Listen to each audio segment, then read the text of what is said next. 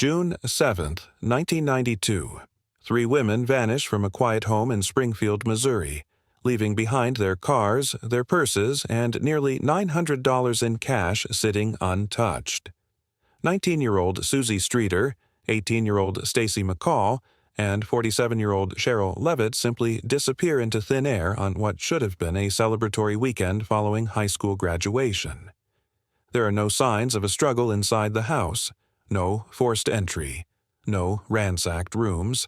The only evidence of anything amiss is a shattered porch light globe and a mysterious message left on the answering machine, a message that might have solved everything, but was accidentally erased before police could hear it.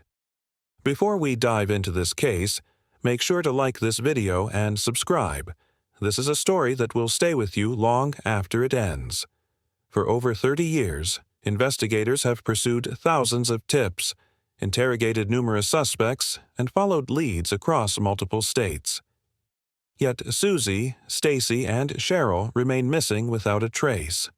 Their disappearance would become known as the Springfield Three, one of America's most perplexing missing persons cases, where three women walked into a house together and were never seen again.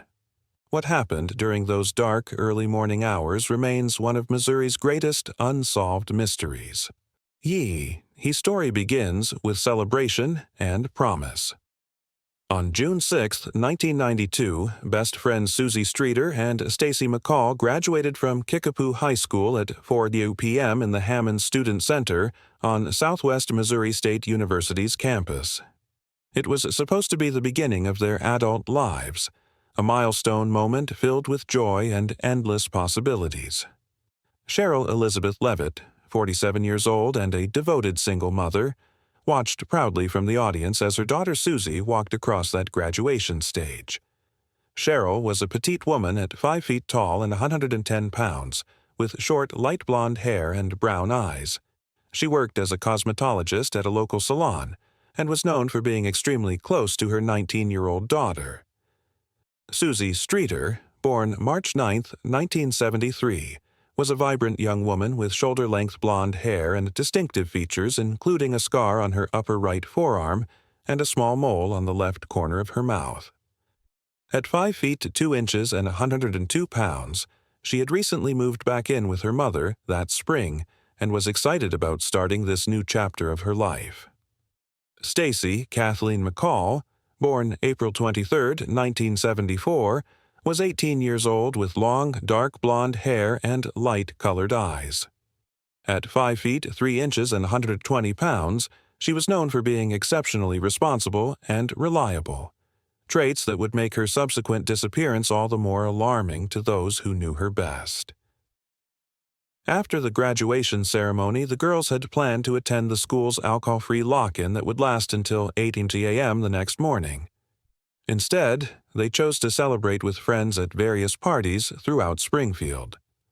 The plan was to eventually meet up at their friend Janelle Kirby's house in Battlefield, then drive to Branson the next morning to spend the day at Whitewater Amusement Park.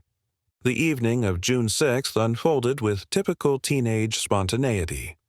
After taking graduation photos and receiving a Cocker Spaniel puppy as a graduation gift, Stacy departed for Janelle's house.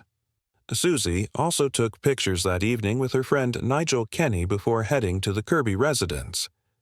As the night progressed, the girls attended multiple parties. Around 10 p.m., Stacy called her mother Janice with a change of plans. They wouldn't be going to Branson that night after all, but would still meet everyone the next morning between 8 and 8:30 a.m. to go to Whitewater together. Meanwhile, Sherrill was last heard from at approximately 11:15 p.m. when she spoke with a friend about painting and varnishing an armoire in her bedroom, a normal, domestic conversation that gave no hint of the horror that would soon unfold. The girls' final party was at the residence of Stacy's friend Michelle Elder. Springfield police broke up this gathering at 1:50 a.m., and the trio returned to Janelle's house around 2:30 a.m. However, they discovered Janelle's house was too crowded with out-of-town relatives who had come for graduation. It was then that Suzie made a fateful suggestion.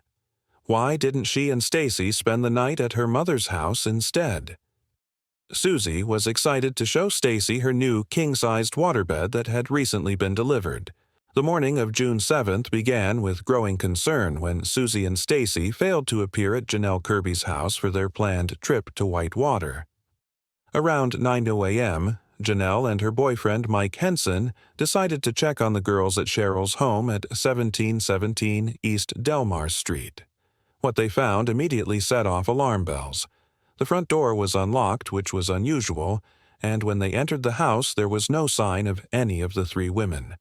All of their cars were parked outside. Suzie's, Stacy's, and Sherrill's vehicles sat undisturbed in the driveway and carport area. The only obvious sign that something was wrong was a shattered glass lampshade on the front porch light, though the light bulb itself remained intact. In an innocent attempt to help, Mike Henson swept up the broken glass because Janelle was barefoot, an action that police would later determine may have destroyed crucial evidence. Inside the house, they found Sherrill's Yorkshire Terrier, Cinnamon, who appeared highly agitated and distressed. As they prepared to leave, Janelle answered two disturbing phone calls from an unidentified male who made sexual innuendos and used profane language. She hung up both times, remembering that Suzie had complained about similar prank calls since moving in with her mother that spring. Several hours later, Stacy's mother, Janice McCall, visited the house after her daughter failed to answer calls all day. Janice had contacted friends who knew Whitewater employees, and they confirmed that neither Suzie nor Stacy had been seen at the amusement park. Inside Sherrill's home, Janice made discoveries that painted a chilling picture. All three women's purses were sitting on the floor of Suzie's bedroom, with Sherrill's purse containing nearly $900 in cash deposits from her work at the salon, money that any robber would have taken. Stacy's clothes from the previous night were neatly folded, though her shirt and underwear were missing. Most telling were the personal items left behind: recently used makeup wipes, jewelry, keys, and cigarettes. Sherrill was known as a chain smoker who never went anywhere without her cigarettes. An unfinished can of Coke sat next to Suzie's cigarette pack in her bedroom, and the television was showing static, suggesting they had watched a movie but never turned it off afterward. Janice frantically called police from the house to report all three women missing. While checking the answering machine, she found a strange message that was inadvertently erased. A common occurrence with 1990s technology where messages disappeared after being played once. Police would later describe themselves as very interested in that lost message, believing it may have contained crucial information about the disappearances. By the time police arrived, the crime scene had been compromised by 10 to 20 people who had visited the house, including friends and family who had tidied up, emptied ashtrays, and cleaned coffee cups while trying to help. In the immediate aftermath of the disappearances, investigators faced the challenging reality that they had virtually no physical evidence to work with. The crime scene had been contaminated by well-meaning friends and family, and the mysterious answering machine message that might have provided crucial clues had been accidentally erased. However, several key pieces of evidence began to paint a picture of what might have happened during those early morning hours of June 7th. The broken porch light globe became a focal point of the investigation. While the light bulb itself remained intact, the glass shade had been shattered, suggesting either a struggle or an attempt to disable the lighting around the house's entrance. The positioning of the vehicles provided another significant clue. Nigel Kenny, Suzie's close friend and co-worker, noted that Suzie was extremely particular about parking her car in the same spot in the carport every time she came home. The fact that her car was not in its usual location suggested that someone else might have been parked in her preferred spot when she and Stacy arrived home, forcing her to park elsewhere. Police focused intensively on the physical evidence inside the house. Sherrill's bed appeared to have been slept in, and investigators noted an awkwardly bent window blind that seemed out of place. The missing clothing items, specifically Stacy's shirt and underwear, suggested the women may have been in various stages of undress when whatever happened to them occurred. The condition of Cinnamon, the family's Yorkshire Terrier, provided perhaps the most heartbreaking clue. Multiple witnesses described the small dog as extremely agitated and distressed. going crazy, and yipping and crying when visitors entered the house. As the likely only witness to whatever had transpired, Cinnamon's behavior suggested she had experienced something traumatic.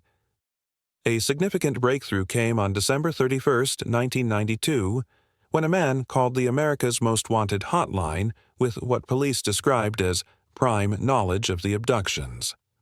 The caller appeared to have detailed information about what had happened to the three women, but the call was disconnected when the switchboard operator attempted to link up with Springfield investigators. Despite public appeals for the caller to contact them again, he never did, leaving investigators with the tantalizing possibility that someone with direct knowledge of the crime had tried to come forward. The investigation also revealed important timeline details through phone records and witness statements. The last confirmed contact with any of the three women was Sherrill's 11:15 p.m. phone call about furniture refinishing. The girls' arrival at the house was estimated to have occurred around 2:30 a.m., based on when they left Janelle's house and the driving time to Sherrill's residence. Perhaps most significantly, the complete absence of the women's bodies or any trace of where they had gone represented both the biggest challenge and the most important clue. Three people don't simply vanish without assistance, planning, and intimate knowledge of their movements and routines. The perpetrator or perpetrators had managed to remove three women from a house without leaving behind evidence of a struggle, suggesting either overwhelming force, weapons, or the element of complete surprise. As the investigation progressed, law enforcement developed several theories about what might have happened to the Springfield Three, though none would lead to definitive answers. The case attracted attention from multiple law enforcement agencies and eventually gained national media coverage, generating thousands of tips and potential leads. One of the most significant early suspects was Dustin Reclaw, Susie's former boyfriend. Just months before the women's disappearance, Reclaw had broken into a Springfield mausoleum and stolen $30 worth of gold fillings from a skull. The connection to Suzie became crucial when investigators learned she had given a statement to police about the mausoleum break-in and was expected to be a witness against Reclaw in court. On the night of the disappearances, Reclaw and the two friends who had helped him with the mausoleum robbery were known to be together and in the Springfield area. The investigation also focused on Larry Dewayne Hall, a suspected serial killer who traveled throughout the Midwest participating in Civil War reenactments. Hall was believed to have abducted, raped, tortured, and murdered dozens of girls and women during his travels. The timing was particularly suspicious. There had been two Civil War battle reenactments on June 6, 1992, in Pleasant Hope, Missouri, just 30 minutes north of Springfield. Wilson's Creek National Battlefield was located only 5 minutes from the Kirby residence where the girls had been partying. An FBI operative named Jimmy Keene was assigned to befriend Hall in prison and gain his trust. During their conversations, Hall admitted to specific details about many crimes that only the perpetrator could have known. He also possessed a map marking his victims' locations, though this crucial evidence was never recovered after Keene's cover was blown. Most of Hall's alleged murders occurred during months that coincided with Civil War reenactment seasons: March, June, August, and September between 1980 and 1994. In 1997, the case took a dramatic turn when Robert Craig Cox, a convicted kidnapper and robber imprisoned in Texas, claimed he knew the three women had been murdered and that their bodies would never be recovered. Cox had been living in Springfield in 1992 and initially told investigators he had been at church with his girlfriend the morning after the disappearances. His girlfriend corroborated this alibi, but later recanted, admitting that Cox had asked her to lie for him. Cox also claimed he had been at his parents' home the night of the disappearance, and they confirmed this alibi. However, authorities remained uncertain whether Cox was actually involved or was simply seeking attention by making false claims. Cox told authorities and journalists that he would reveal what happened to the three women only after his mother died, though investigators generally considered him to lack credibility. The investigation generated numerous other leads and theories over the years. In 2007, investigators received a tip that the women's bodies might be buried in the foundation of a parking garage at Cox Hospital. Ground-penetrating radar revealed 3 anomalies consistent with possible grave sites. But Springfield police determined the tip came from someone claiming to be psychic and noted that construction on the garage began in September 1993, over a year after the disappearances. Despite receiving upward of 5,000 tips from the public over more than 3 decades, none have led to solving the case or locating the women's remains. As of 2025, the disappearance of the Springfield Three remains one of America's most haunting, unsolved missing persons cases. Despite extensive investigations, national media coverage, and thousands of tips from the public, Suzie Streeter, Stacy McCall, and Sherrill Levitt have never been found, and no arrests have ever been made in connection with their disappearance. In 1997, 5 years after their disappearance, Sherrill Levitt and Suzie Streeter were declared legally dead, though their case files remain officially classified as missing persons rather than homicides. This legal distinction reflects the ongoing hope that they might someday be found alive, despite the overwhelming likelihood that they were murdered shortly after their disappearance. The impact on the families has been immeasurable and enduring. Janice McCall, Stacy's mother, has spent over 3 decades not knowing what happened to her responsible, reliable daughter who was just beginning her adult life. The families have had to endure not only the loss of their loved ones, but also the torture of not knowing their fate, where their bodies might be located, or who was responsible for their disappearance.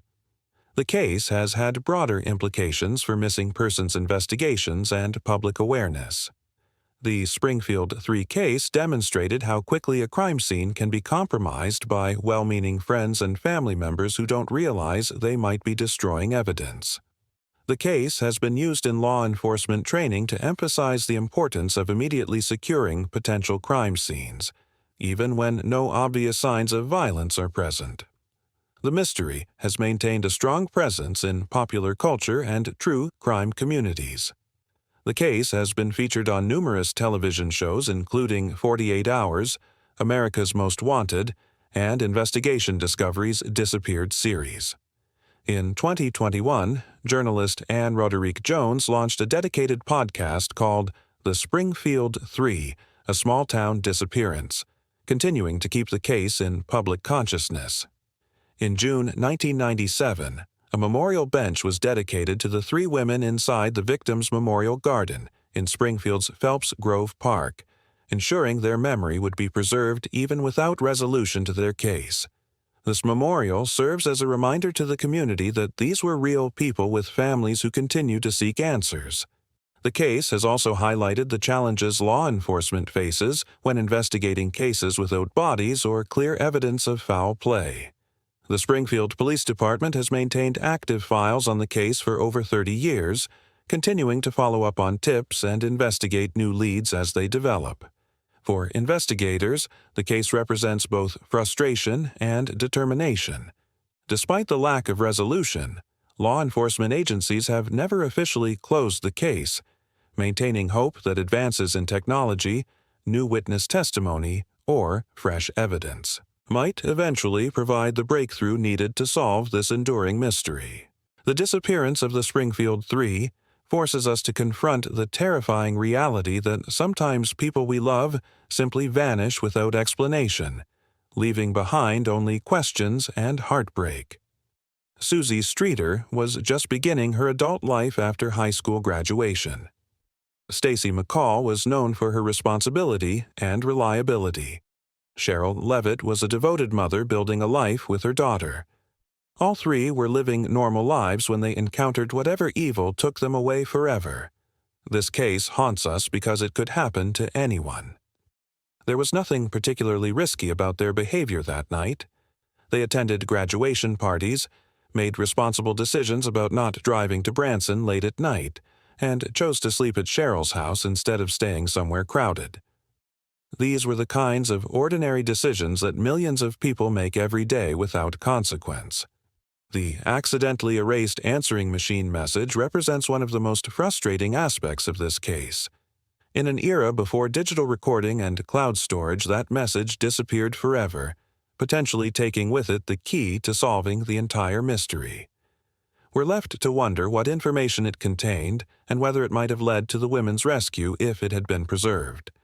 The case also demonstrates how advances in forensic science and investigation techniques might eventually solve even the coldest cases. DNA analysis, digital forensics, and other technologies that didn't exist in 1992 continue to evolve and offer new possibilities for examining old evidence. For the families of missing persons everywhere, the Springfield Three case represents both hope and heartbreak.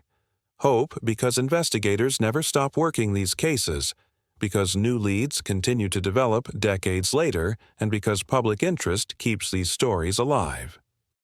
Heartbreak because 33 years is a lifetime to wait for answers about loved ones. The case reminds us that behind every unsolved mystery are real families dealing with unimaginable loss and uncertainty. Somewhere, someone knows what happened to Suzie, Stacy, and Sherrill. Someone has lived with this secret for over 3 decades. If this case moved you, please like this video and subscribe for more investigative stories. Share your thoughts in the comments below. Do you think advances in technology will eventually solve this case? Sometimes the most ordinary nights hide the most extraordinary secrets, and the most innocent decisions lead to the most devastating consequences.